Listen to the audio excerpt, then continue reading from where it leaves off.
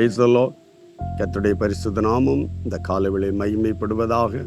இணைந்து இந்த நாளை காணும்படி உதவி செய்தாரே, ஆண்டவருக்கு நன்றி செலுத்துகிறேன். இந்த நாளிலும் கூட யோபு எழுதின சரித்திர புஸ்தகத்தில் 5ஆம் அதிகாரம் அதனுடைய 10வது வசனத்தை வாசிக்கிறேன்.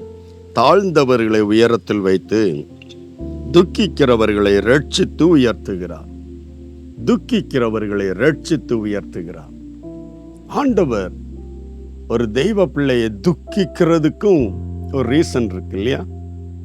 பல நேரம் அந்த துக்கம் வரும்போது நாம் நம்மை உயர்த்துவதற்காக, நம்மை ரட்சிப்பதற்காக நம்ம அறியாமல் போய்விடுகிறோம். இந்த காலவேளையில் ஒரு தெய்வீக சத்தியம். ஏன் தேவன் துக்கத்தில் உன்னை நடத்துகிறார்? காரணமில்லாமல் நீ துக்கப்படலாம், காரணமில்லாமல் நீ வேதனைப்படலாம். அதற்கான சில காரணங்கள் உன் வாழ்க்கையில் கடந்து வரலாம்.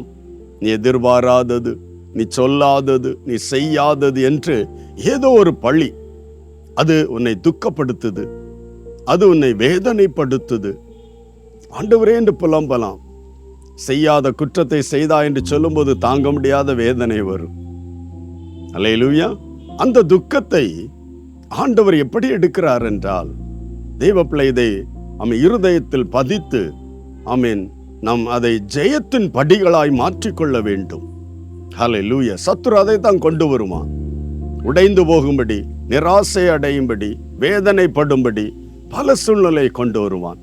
இன்று அதை பரிசுத்த ஆவியானவர் நமக்கு உணர்த்துவது, நீ துக்கப்படும் போது மறந்துராத, ஏதோ ஒரு விடுதலையை கர்த்தர் எனக்கு தந்து என்னை உயர்த்த போகிறார். ஹல்லேலூயா.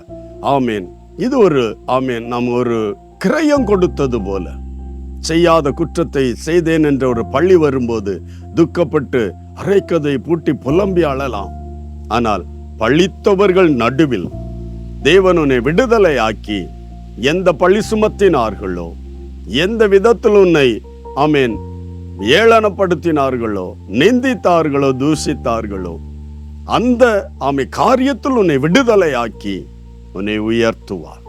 ஹல்லேலூயா. உன் துக்கம் சந்தோஷமாய பொழுதுமார். இந்த காலவேளை இந்த வார்த்தை இருதயத்தில் பதித்துக் கொள்ளுங்கள். செய்யாத குற்றங்களுக்கு பழி சுமத்தப்பட்ட தெய்வ பிள்ளையாய் காணப்படுகிறாயோ, ஏதோ ஒரு காரியத்து நிமித்தம் துக்கப்பட்டு கலங்கி நிற்கிறாயோ, தேவன் அந்த துக்கத்தை அனுமதித்தது உன்னை விடுதலையாக்கி உயர்த்த போகிறார். இந்த காலவேளை அதை இருதயத்தில் பதித்துக் கொள்ளும். ஆண்டவரே, என்னை உயர்த்தும்படியாய், என்னை விடுதலையாக்கி உயர்த்தும்படியாய் இந்த துக்கத்தை எனக்கு அனுமதித்ததுக்காய் நன்றி என்று சொல்லிப்பார். துக்கம் பறந்து போகும், வேதனை பறந்து போகும், அற்புதம் காண்பாய். கர்த்தர் உன்னை உயர்த்துவார். ஜெபிக்கலாமா? இந்த நாளில விட்டு கொடுத்து, ஆண்டவரே, என் துக்கம் சந்தோஷமாய் மாற்றுகிற ஒரு வழி, என்னை விடுதலையாக்கி உயர்த்துகிறீர். அந்த ஒரு வார்த்தையை நிறைவேற்ற போறதுக்காக நன்றி என்று சொல்லி ஜெபிக்க போகிறோம். எல்லாரும் ஒருமித்து, அன்பு தகப்பனே, இந்த நல்ல காலைக்காக நன்றி. இந்த நாளில் என்னோடு இணைந்து ஜெபிக்கிற எல்லா தெய்வ பிள்ளைகளுக்காக துதிக்கிறப்பா.